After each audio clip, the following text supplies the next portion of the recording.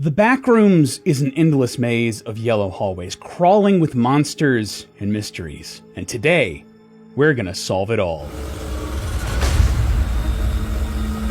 Hello Internet! Welcome to Film Theory. My name is Lee, and this is the show that is once again no-clipped onto your YouTube homepage. Why not slap that subscribe button so you see more big timelines and theories like this? So, The Backrooms is a series that needs little introduction here on the channel. Originally just a creepypasta from the infamous image board 4chan, it evolved into its own community full of a ton of creative people adding their own ideas to the complex. Basically, The Backrooms is all about a mysterious location that is separate from our world, but also feels eerily familiar. It preys on the idea of nostalgic, liminal spaces and takes that to an extreme, finding something truly terrifying in there. It was a crowdsourced horror project, and one of the folks who contributed to it was Kane Pixels, aka Kane Parsons, who released his Backrooms found footage video on YouTube in January of 2022. Kane's version of this story quickly grew into its own thing, separate from the popular Backrooms wiki you've probably seen referenced in the analog horror corner of the internet. Yeah, honestly, Kane's interpretation is very unique, incorporating ideas and themes that weren't present in other versions of the Backrooms. And the more of this story Kane has told, well, the more cryptic and complicated it's become. It's to the point that when we bring someone new onto the team and they do a crash course in the franchises we cover, they'll leave the Backrooms wanting to know more because of all the mysteries packed into this little video series. So, with the movie on the horizon, and also because Kane kind of flat out debunked our version of the story, it happens, I wanted to take another look back at this series. I wanted to compile this resource for anyone curious about the film and wants to learn more, and for people who just want a refresher on this complicated story all in one place. I wanted to make the best possible version of the Film Theory Backrooms timeline yet. Alright, cool, so how are we doing this? Just like with most of the timelines we've done, you're going to see the source of the information pop up in the bottom left corner of the screen, if you want to go check out that source directly. We did this back in our Avatar timeline last year, and everyone seemed to love it, so we're just going to be making that standard moving forward. Also, because a lot of this franchise can be left up to interpretation, we're going to be using what we here at Theorist have been calling the stoplight system, so you know exactly what is and isn't quote-unquote canon. Throughout the video, we're going to have this little light symbol down here in the corner, which will be glowing either green, yellow, or red. Green will mean that what we're talking about is canon. It's something that we actually see in one of the videos, or that Kane has confirmed directly himself. Yellow will mean that it's a theory. We have a pretty good idea that this is what's going on, and there's a lot of evidence to back it up, but it isn't confirmed or the original source has since been deleted. There are a few examples of that with Kane deleting old images or Discord posts, so I'm treating that as secondhand and not necessarily the word of God. Red will mean that it's more speculation. There might be hints towards it being true, but nothing concrete. It's here because I thought it was interesting, or it just made for a good story. Finally, I wouldn't have been able to put this together without the incredible work of both our team, as we've been covering this series for years, but also the passionate fan base on the Kane Pixels Backroom subreddit and the official Discord for the series. Seriously, this is one of the most dedicated audiences I've ever seen, so go check out those communities if this piques your interest and you want to dive even further in with other like-minded theorists. Oh, and just really quick before we get into things, this is the first of the big experiments I wanted to try on the channel. A new format that I'm hoping we can make more frequently.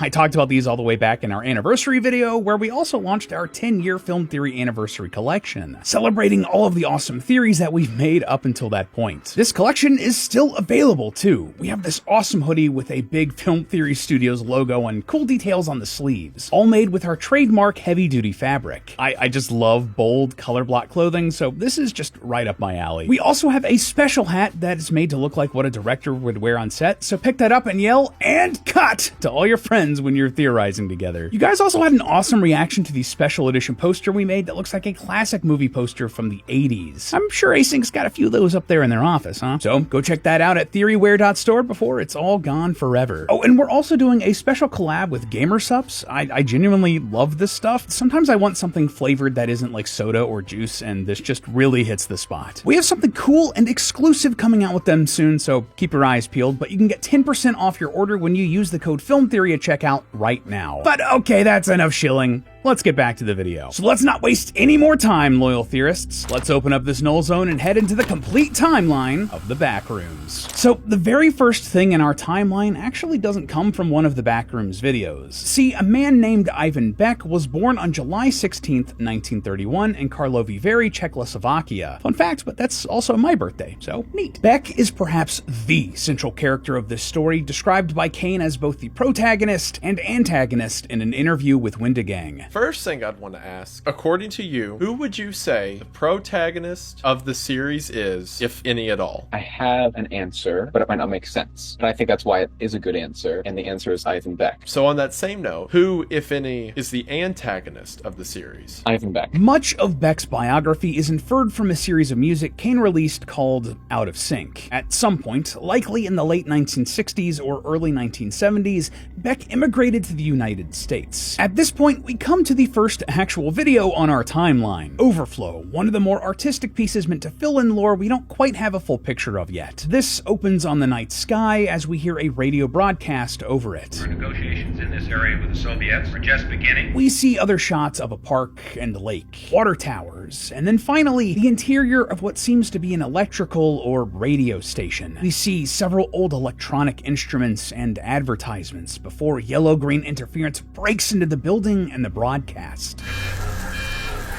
Things start going haywire in the building as the electrical instruments overload, and a green glow fills the space entirely as the room begins to shake violently before cutting to black. We then fade in on the night sky reflected in on itself, as something in this world has been forever changed. Now, though we don't get a ton in terms of story in this video, it does help us put together a start date for our timeline. See, we know that Overflow takes place around August 2nd, 1972, thanks to this dated signature from Ivan Beck. We can further confirm this time frame thanks to the radio broadcast we hear in the background, which is all about the Lend-Lease Agreement of 1972 between the United States and USSR.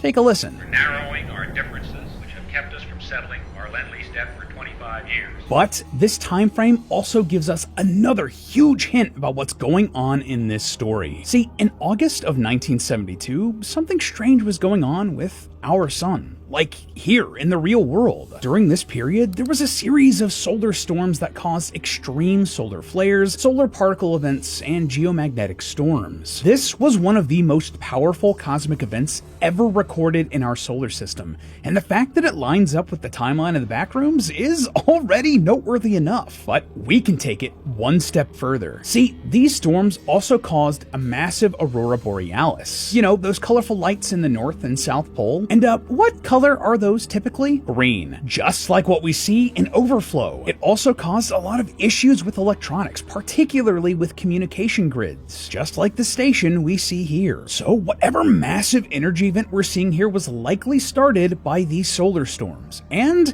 they may have had a direct impact on Ivan Beck as well. The cover of the Backrooms original soundtrack, Volume 3, features a man whose face has been covered by a strange photograph, one of the sun taken by a spectroheliograph during these storms. The storm is covering where the man's right eye would be, which has led much of the fan base to believe that these storms caused blindness in Beck's right eye. Additionally, if you take a look at several of the song titles across the Backrooms OST and Out of Sync, it seems like Beck may have been suffering from some sort of traumatic brain injury. In particular, the titles, Who Was That Again?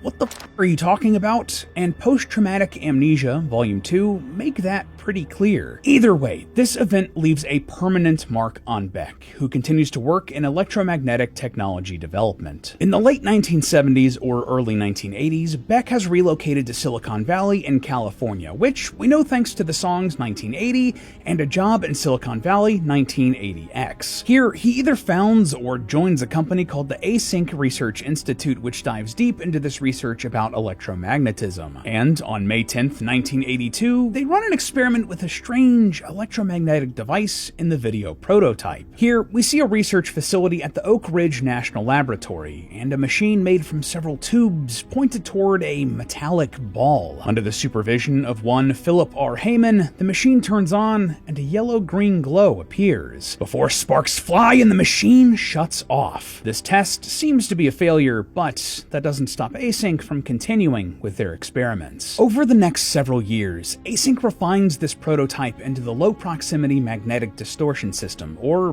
Project KV-31. Interestingly, if the information about Beck's birth is accurate, he was born in Karlovy Vary in 1931. KV-31. So Beck was likely involved with this project from the beginning. By July 2nd, 1988, Async performs a third test of the system. Here, they're once again able to charge energy into an entryway, but the opening closes before something stable can be permanently established. However, this would be solved with more testing. On October 17th, 1989, Async prepares for their sixth test of Project KV-31. Several odd pieces of machinery spin and whirl, and at 5:04 p.m. Pacific time, a portal is successfully opened into a different dimension, the Backrooms. However, this isn't all worth celebrating. Yes, it was a great scientific achievement, but it did not come without consequence. See, in the real world, 5:04 p.m. was the exact time the real-world magnitude 6.9 Loma Prieta earthquake struck the San Andreas Fault in Central California on October 17th of 1989. This disaster injured thousands and sadly killed 63 people. And the Backroom series directly ties this event to the opening of the portal as confirmed in the secret unlisted video faultline.mov. This was previously titled collateral.mov, referencing the idea of collateral damage. But they won't be the last victims of the Backrooms.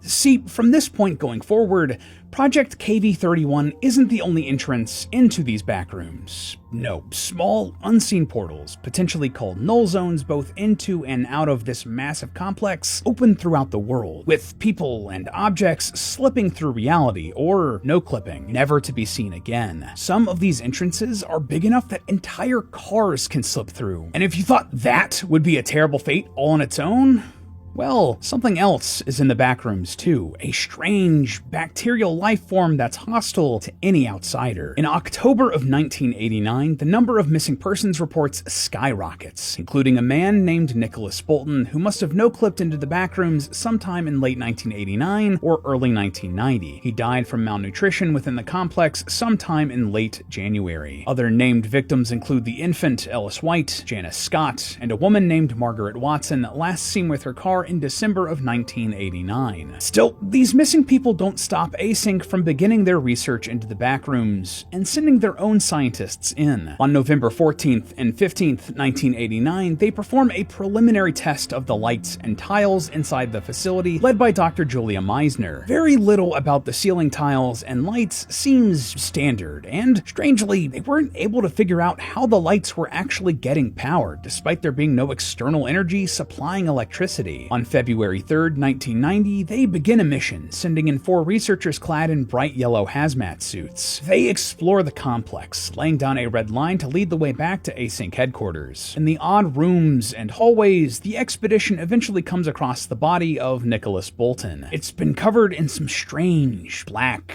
moldy material which has stained the floor and walls around the body as well. The team recovers the body and returns it to Async headquarters, while others stay behind to research the area where Bolton's body was discovered. Here, 2 days later, on February 5th, 1990, an autopsy is performed on Bolton, identified only as John Doe by Async. It reports that the decomposition process has been stunted by something strange. A mutant strain of the Hay bacillus bacteria has slowed decay in some parts of the body, but completely overtaken others. If you don't know, Hay bacillus is a bacteria commonly found in soil and the intestinal tracts of humans, but anyway, the parts of the body that were taken over just stopped decaying. The coroner questions where this body was recovered. Mr. Beck, may I ask where this subject came from? Implying that not everyone involved with Async is aware of the Backrooms or Project KV-31. And questions like this are dangerous. We see several images played over top this autopsy report, one of which reads, "Contract Termination." A fuller version of this document found in a trailer Kane made for the series reads, "Employment Contract Termination," suggesting that the doctor performing the autopsy was fired for asking questions. This entire ordeal must have been difficult for Beck to understand and deal with, and started weighing on his mental state even further, possibly represented by a piece of classic literature. One of the secret videos linked in this series is titled 9780415263573. This is an international standard book number linking to a novel titled The Yellow Wallpaper by Charlotte Perkins Gilman, all about a woman locked in a room with ugly yellow wallpaper. She starts hallucinating, believing that she sees figures within the wallpaper, and eventually rips it all off of the walls. That could very well be representative of what Ivan Beck feels like he's going through here. About a month later, on February 29th, 1990, Async has put together a video with guidelines for their employees who are aware of the backrooms, warning them to never enter the complex alone. In fact, they should never be in groups of fewer than 3. This is immediately shown to be in effect as a group of Async scientists enters the backrooms. This group includes Marvin Lee, Ronald McCarthy, George Levy, and cameraman Peter Tench. They briefly explore together before Tench is drawn away from the rest of the group by a noise of several other people conversing. But as he investigates, the camera glitches and the rest of his group vanishes. Hey guys, can you hear this?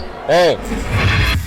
Unbeknownst to anyone involved, Tench included, he just slipped forward in time. But to the rest of his team, Tench just disappeared, vanishing into thin air. Once they realize what's happened, the group returns to Async headquarters to report Tench's disappearance. They do conduct a search for Tench in the backrooms that lasts several days, but to no avail. To cover up the incident, Async fakes Tench's death, and he is legally pronounced deceased. They stage a car crash, likely close to the town of Vineyard near Sacramento in Central California, to protect the secret of Project KV-31, and so that Tench's family won't ask any questions. They claim this was also done to provide some closure to his loved ones. Obviously, one of their own vanishing into thin air concerns everyone at Async, and less than a week later, they implement more safety precautions. The company creates an enclosed control room just on the other side of the backroom's threshold, and set up 7 cameras around the area pointing out from the control room. They are optimally positioned to capture any movement, and have been rigged to record when they detect motion or audio. Basically, Async wants to know about anything and everything that gets close to this entrance. We actually see a lot of what comes by. It's mostly researchers passing by the various cameras to and from their assignments, but later that night, at 3:53 a.m., they spot something else. A dark shape crawls along the ceiling. It's unclear what this is now, but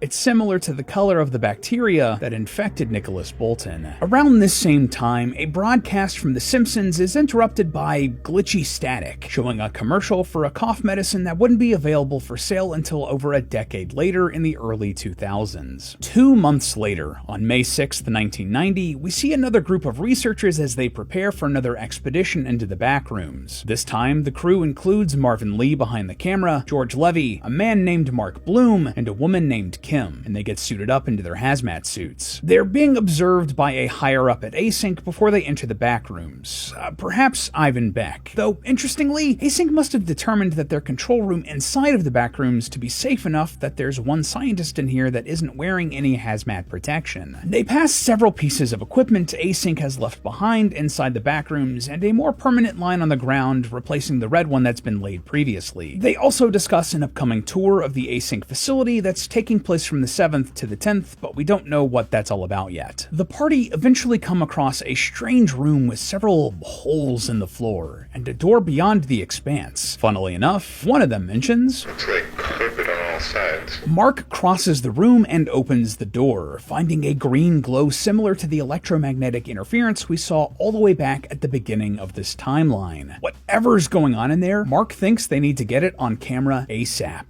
Marvin, get the camera over here. Across? Fine, just hurry. However, as Marvin crosses the room, he loses his balance and falls into one of the holes, discovering a lower level of the backrooms. Thankfully, despite a slight injury to his shoulder, Marvin does survive the fall. Though the architecture is the same down here, the color of the walls is slightly different, slightly more green tinted, and Marvin waits while the rest of the group figure out how to get him out. But during this time, Marvin hears something, someone calling out to him.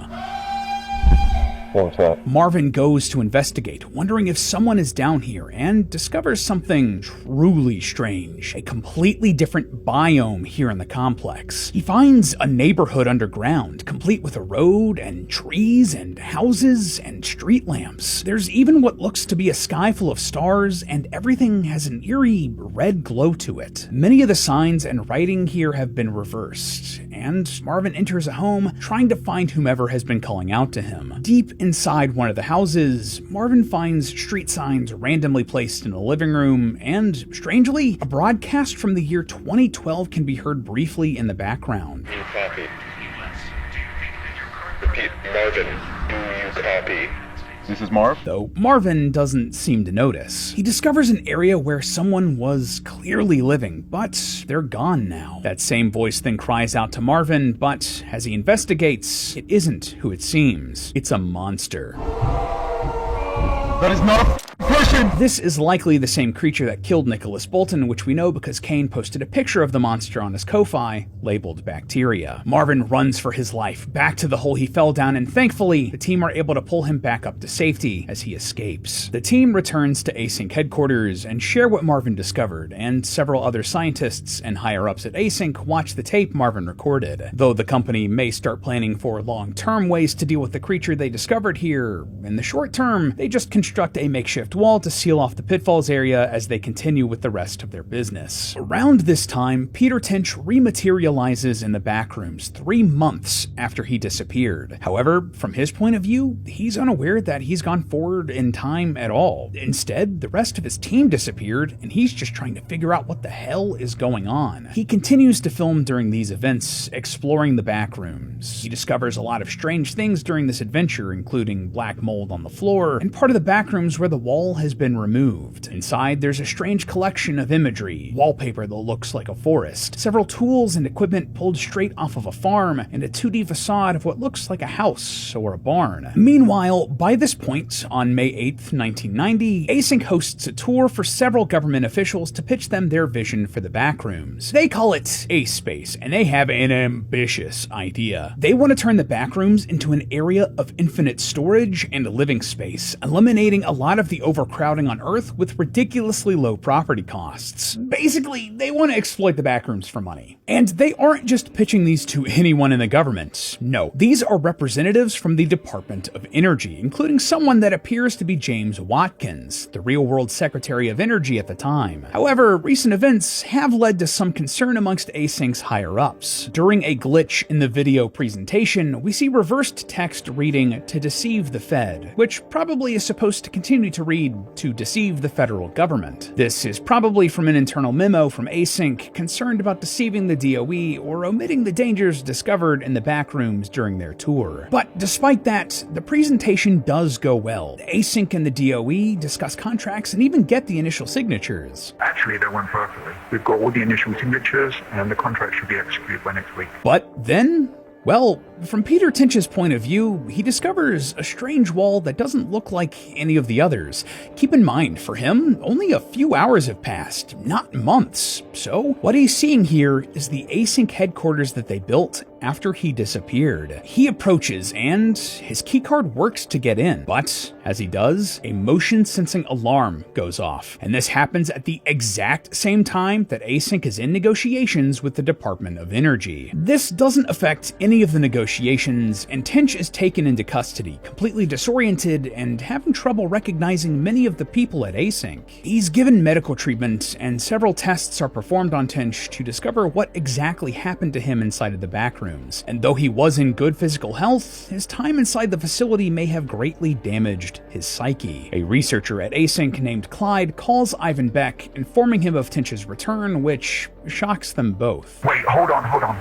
This isn't him, is it? The two are confused and aren't sure how to proceed. Tinch is moved into a secure facility, and as Async's higher-ups are trying to figure out how to reintegrate him into society, basically none of their employees are told about Peter's survival. Tinch Tinch gets antsy that Async isn't letting him see his family and begins to develop symptoms of paranoid schizophrenia. Interestingly though, Async concludes that he was not outright diagnosable with that condition, perhaps suggesting that prolonged time alone in the backrooms altered his mind in some way. On May 22nd, worried for his safety and believing that he's somehow still inside the backrooms, Tinch escapes. He steals credentials from another employee and forces his way back into the facility. A few weeks later after this incident, Async returns to their normal operations. On May 25th, 1990, several scientists take a remote control rover to the wall they covered up after Marvin escaped from the bacteria monster. They remove the panels and use the rover to return to the pitfalls room, making sure that it's safe. Based on dialogue and the voices we hear, it sounds like Clyde is leading this project. Carry on forward and head into that gap over on the left. Satisfied that it's safe, Async send more explorers and scientists back to the room, creating a safe walkway across the pits towards the door on the other side. They don't want a repeat of Marvin's situation. While this is being constructed, Async sends out what they call Team A, including Mark Bloom, Randall Tachi, and Marvin Lee to survey the layout of the rooms in the area. Given the presence of the bacteria monster at the location, they're armed with a shotgun to protect themselves. This new area looks more like it's made out of concrete or epoxy instead of carpets, and there are no ceiling lights. But most concerning of all, it seems like someone has been living back here, as the group finds tiles knocked out of the ceiling and a map etched into one of the walls. Suddenly, the group are ambushed, but it's not by a monster, it's by a human, a very specific human. I don't know. Peter? Mark? Marvin? It's Peter Tinch, who's been living back here since he escaped from Async. The group are genuinely confused. They appear like they didn't even know that Peter was alive. How? It's been months. We thought you...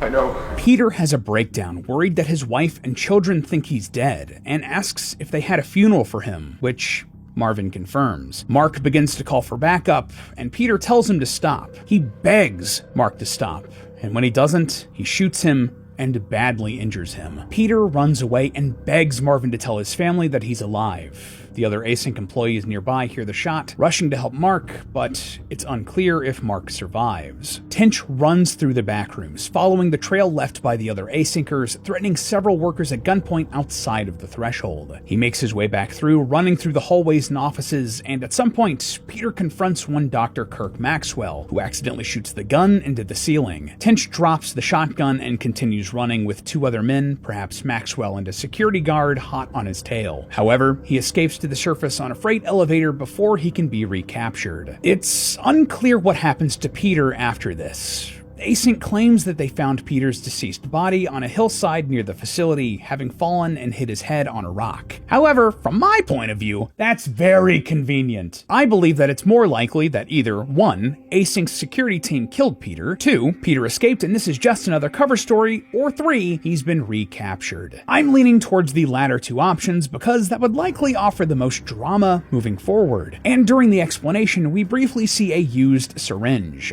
perhaps some sort of drug used to knock Peter out, and security camera footage of a man running through the empty streets of a city. Given the timing of this, I almost certainly believe that that is Peter. The video damage control then ends with a shot of a phone in a residential home ringing, potentially Peter trying to contact his family after his disappearance. The next day, May 26th, the rest of the company are informed of some of the details involving Peter's reappearance, Async holding him, and his escape. I need to address the fact that there has been information deliberately withheld from many of you on the project. They are even shown the footage of Tinch moving forward in time in a surprising moment of transparency from Async. They also offer condolences and praise Tinch's work, framing the entire ordeal as a tragedy. A few days later, on May 29th, 1990, Async is still picking up the pieces from the Peter Tinch incident. Marvin and George are having an argument about Peter's reappearance and apparent death. No, I don't like this, and you shouldn't either. What are you trying to get out of this, Marvin? Marvin is frustrated that Peter is dead and skeptical that Async didn't have the resources to help him, especially given that they now have the backing of the US Department of Energy. He even goes as far as to accuse Async of having Peter killed. George agrees that things were handled poorly, but wants Marvin to keep things in perspective. More or less,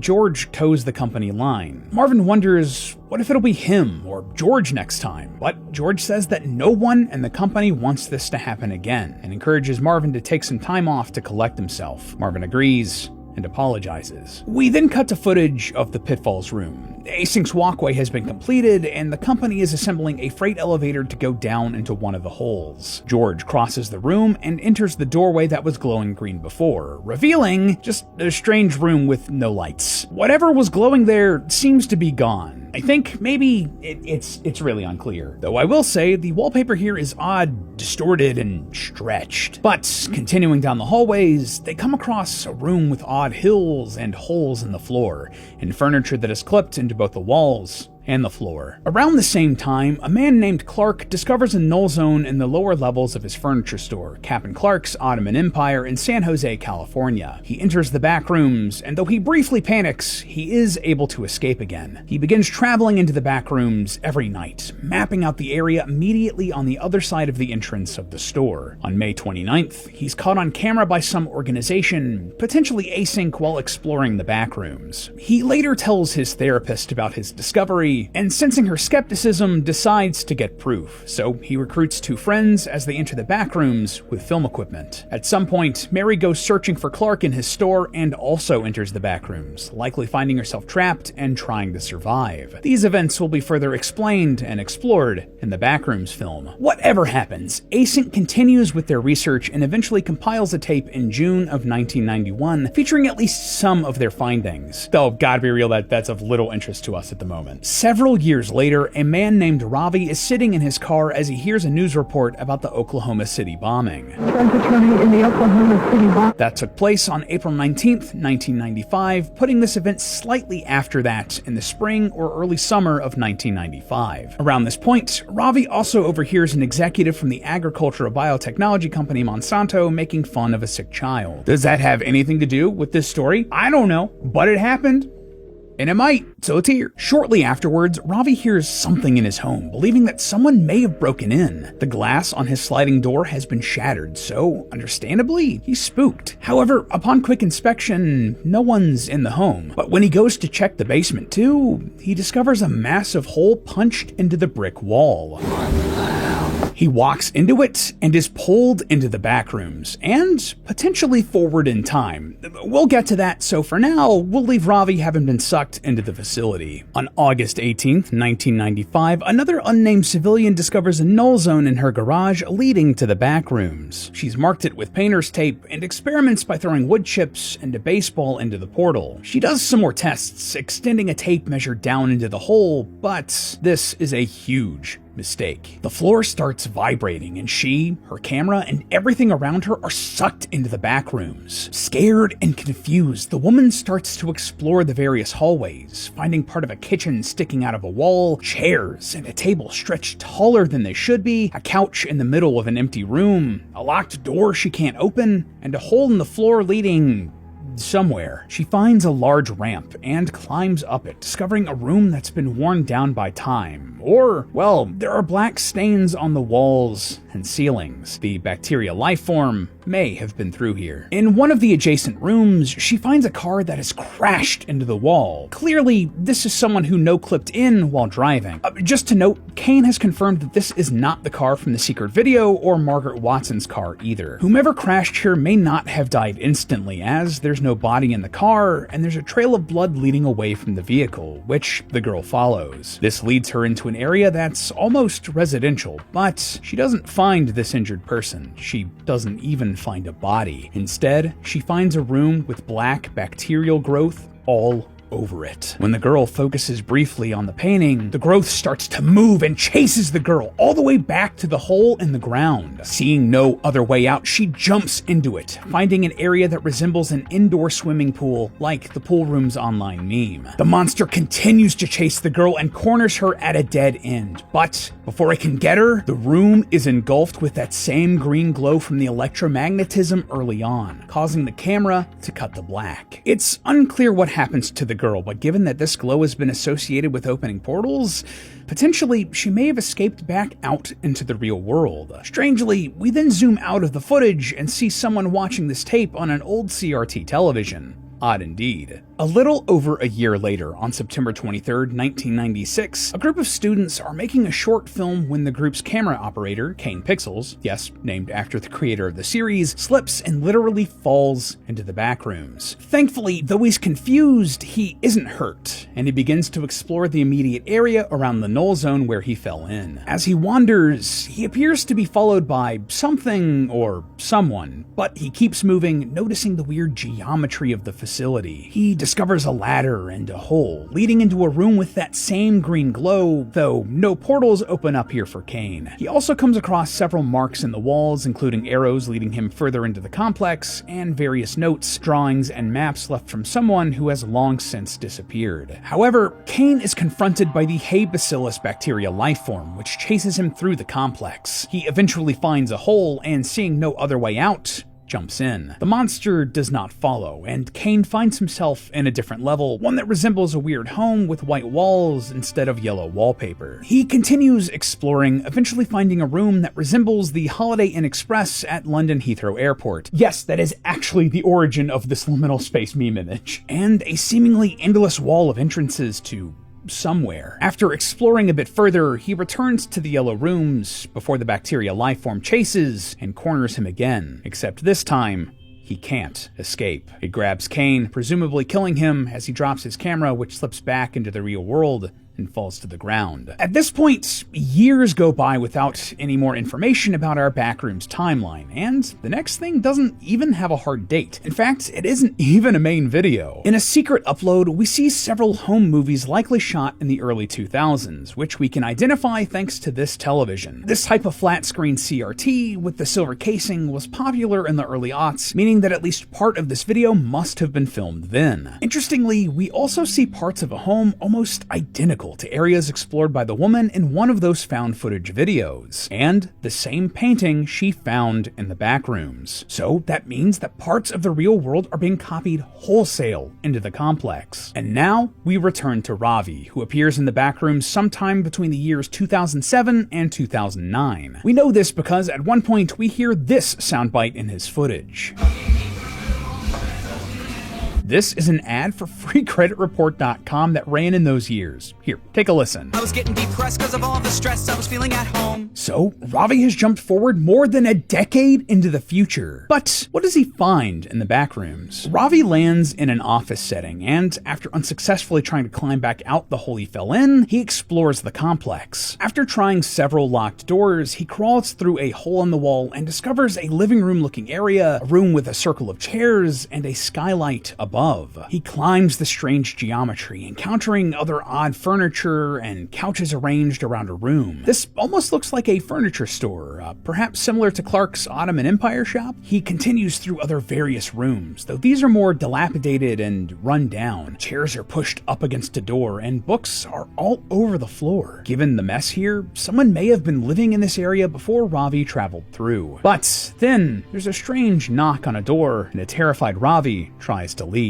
I'm trying to leave. I don't want any trouble. Whatever's back there follows him, though, slamming against a door that he's closed between them. As he runs further, Ravi discovers a window into a strange cityscape, with the same red glow coming from the sky that Async discovered when Marvin fell into the pitfalls area. But he can't slow down. Whatever is behind him continues to chase Ravi through a neighborhood facade, into a part of the backrooms that is again covered with blackened mold. The lifeform has definitely been through here at least once. Ravi discovers even more strange places and items, including a Kuan Yin statue, a room with several speakers facing one another, a poster for a health checkup dated 2022 for some reason, a drum set, and even the kitchen sink. That's not a joke. And eventually, he comes across a tower of radio equipment, though Ravi is unable to send a message through. Unfortunately, the monster chasing Ravi catches up with him, and he only barely escapes by crawling through a hole and covering it with furniture as he runs. He then makes his way into what feels like the underbelly of the facility, facility into industrial tunnels, which strangely have a portrait of Chairman Mao for some reason. He sees all sorts of strange things here. More office space, windows back into the red-tinted outdoor cityscape, and yellow hallways above from where he originally fell into the back rooms. He also discovers a cardboard cutout of a caveman, something that Clark also encountered years earlier when he first explored the back rooms. After searching this area thoroughly, Ravi comes across a home where he hears a voice of another human. Someone out there? There are moldy, bloody footprints in here, suggesting that Ravi is not the first person to have come through. Though this voice is not coming from someone inside the back rooms. No, this is a human in the real world. Likely this father, based on photos we see in the home, who believes that Ravi is literally trapped inside of his walls. The two communicate and try to get Ravi out, but the walls suddenly shake and there's interference with the camera. We don't hear the other man anymore, and he was probably sucked into the back rooms and lost himself. Sometime later, Ravi is filming a final message for his friends, explaining that he's forgotten what the sky looks like and just wants to go home. The camera dies, and Ravi's fate is left unknown. The story of the backrooms is incredibly cryptic and complex. I mean, years on, and we still don't know every secret to this universe, but we do have enough pieces to put together a rough idea of what's going on. If you've watched our theories so far, I'll leave a link for you in the description in case you haven't, you'll know that our current running theory is that the backrooms is a world that's being misremembered by some strange eldritch entity. But after re-examining the series here, I think we need to tweak that slightly. It's not the brain of some eldritch god, this is the mind of Ivan Beck. Since Kane has stated that he's both the protagonist and antagonist of the whole series, whatever happened with Beck in the 70s during those solar flares broke the world, and it's being influenced by the trauma inside of Beck's brain. There's a final video in the canon that doesn't really fit under the timeline because it doesn't have a date. I remember. This is an artistic piece where someone is reading poetry as we see imagery from the series reflected just like we saw at the beginning of our timeline. I had a home once, a manor overlooking the sea. Upon the world was a vestige, crawling forward onto strangled ears. But when skies turned dark, the house was taken by the sea, a pillar, truncated, cast down to the seabed with all the other forgotten things. That voice, this is Ivan Beck. He's remembering that house that's fallen into the sea, and that is the back rooms. And things are only going to get worse before they can get better in this series. I don't know about you, but I cannot wait to get more answers in the movie. But hey, that's just a theory. A film theory. And cut! Up next on Film Theory, the backrooms just got even more terrifying.